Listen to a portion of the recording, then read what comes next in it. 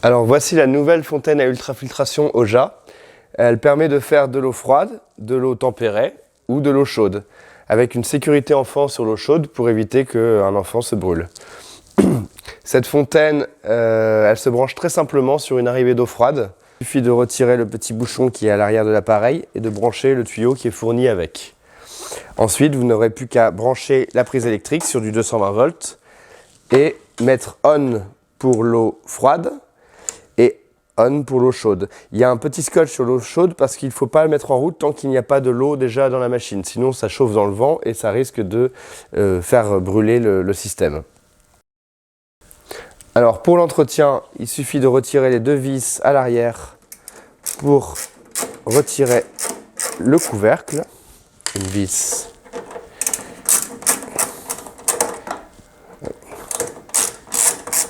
Deux vis. Hop. Le couvercle se retire. Hop. On peut ainsi sortir l'ensemble des filtres. Hop là, comme ça. Et ensuite, avec un petit tournevis plat, vous pouvez sortir les connexions pour chaque cartouche.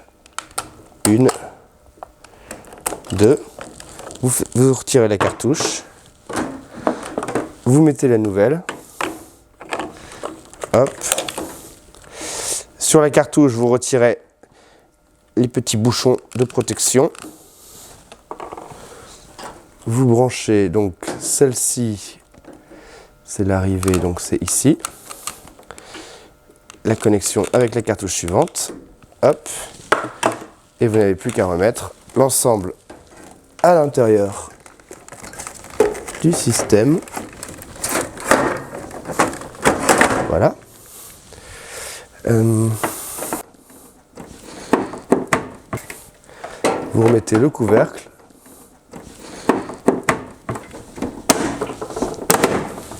Voilà.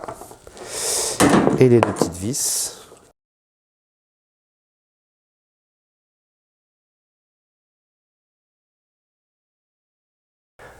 Nous vous recommandons d'utiliser cette fontaine après un osmoseur parce que la filtration de cette fontaine n'est pas aussi fine qu'un osmoseur, c'est que de l'ultrafiltration, donc ça élimine tout ce qui est bactéries et virus, mais ça n'élimine pas les plus petites particules dissoutes dans l'eau. C'est pourquoi nous préférons vous recommander de l'installer derrière un osmoseur afin que la filtration ne serve que de protection en cas de stagnation de l'eau dans le réservoir de l'osmoseur. Ainsi, vous aurez de l'eau la plus pure possible, froide, chaude ou tempérée.